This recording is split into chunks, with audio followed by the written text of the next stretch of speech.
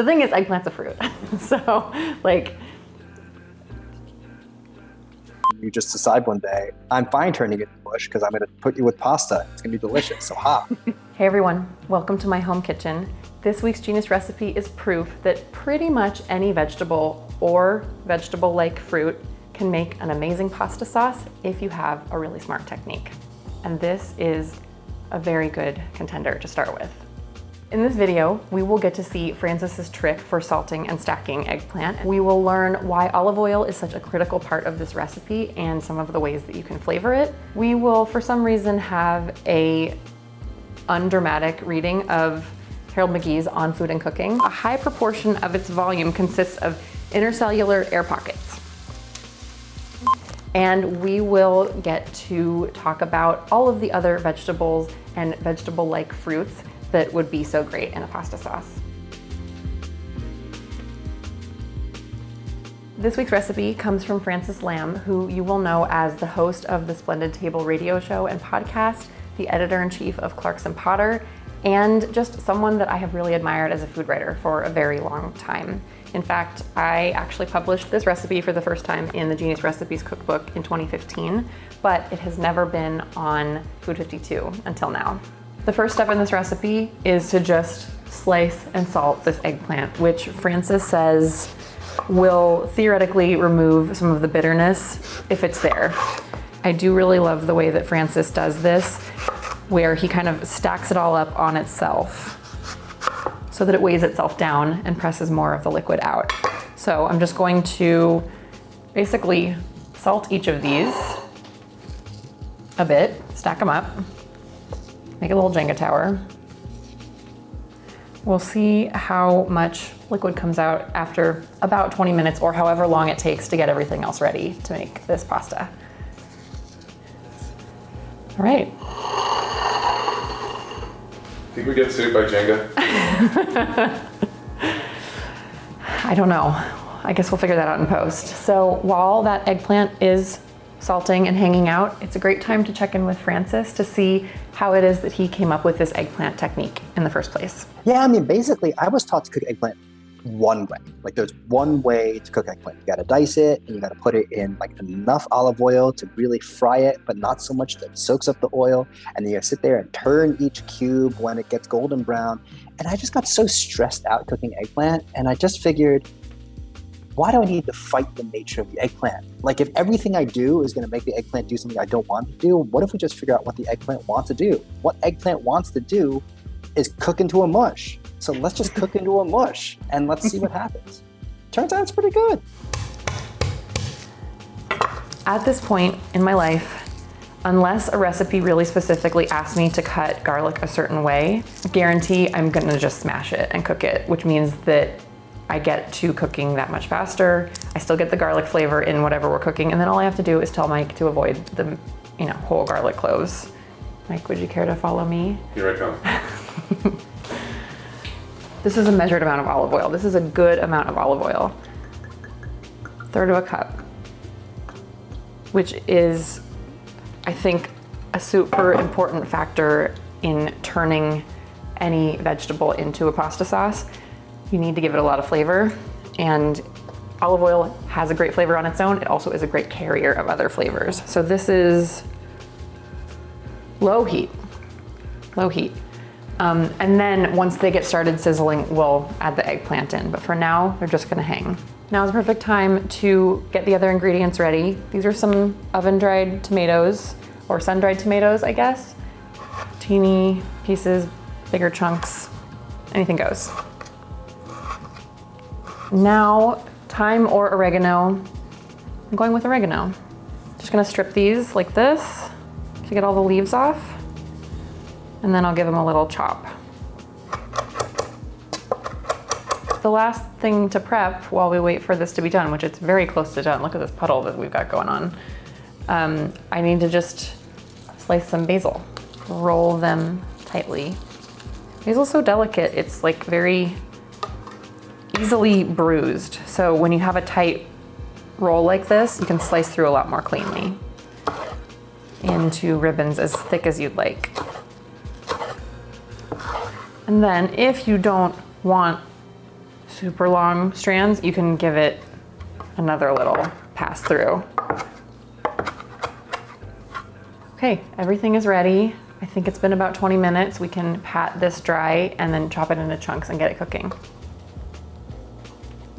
So I'm using this compostable sponge cloth that we sell on Food 52. I use these things for everything. I'm even using it under my cutting board right now to keep it sturdy.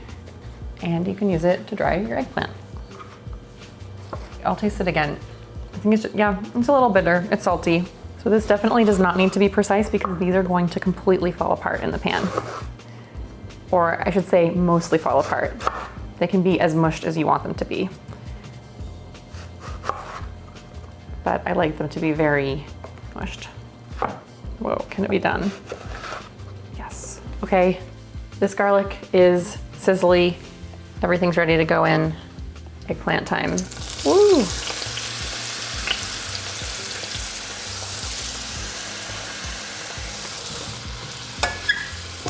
And then I'm going to throw in the oregano to cook along with it, or thyme if you're using thyme, or both. And then I'm gonna turn the heat up to medium-high to really break down the eggplant. I was very curious about why it is that eggplant behaves so differently from so many other vegetables. So I looked in Harold McGee's On Food and Cooking, which I will read to you right now. Anyone who has fried eggplant knows that it seems to drink up several times its weight in oil.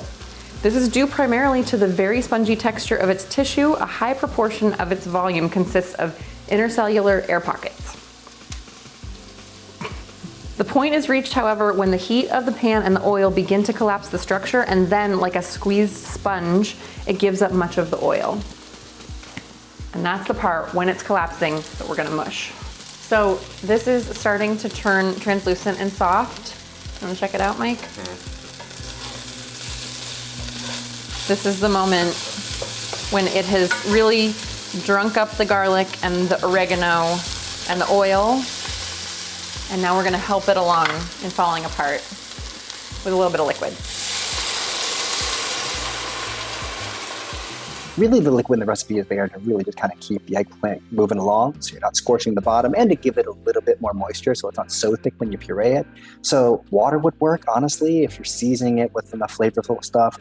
Stock is obviously great to give a little background note. I mean, I used like the liquid from cooking lentils one day. Like I love bean broth. But really, you can put any liquid in there. A little bit of wine. I guess I wouldn't use Gatorade, but that's about it. Action? Action. Okay. Ooh, okay. Want to see this? So that looks very broken down. I've stirred it a couple times as it cooked. It is very mushable. Oh my gosh. The stuff that eggplant does when you cook it down with olive oil, it's just so silky, so just wanting to become a pasta sauce. So all of this, the dried tomatoes, the basil goes in now, and then we toss our pasta in it. That's it.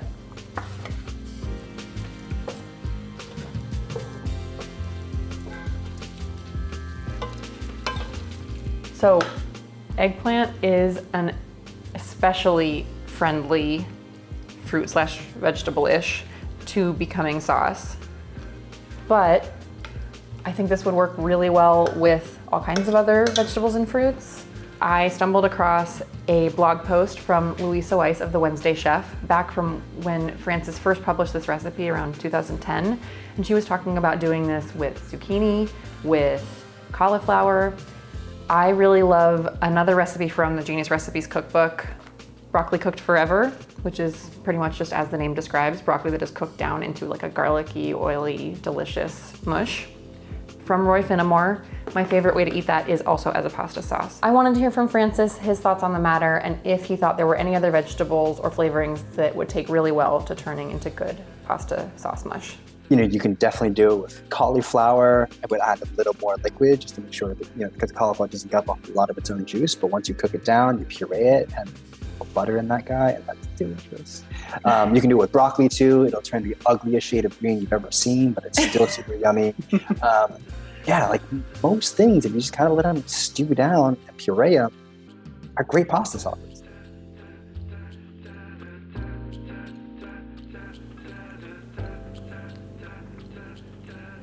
That is so delicious.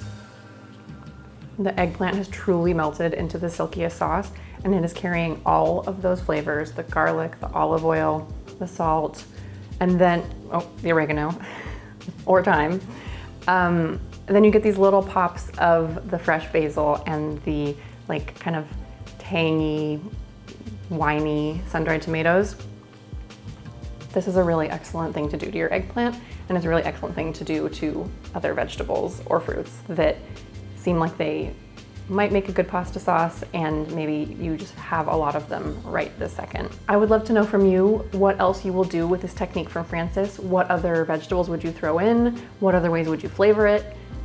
If you want to hear a lot more from Frances about this recipe and bashing things into sauces and the cookbook editing process, be sure to tune into the Genius Recipe Tapes this week, and don't forget to hit like and subscribe so you get all of the Genius recipes. Thank you so much. We will see you in 2 weeks.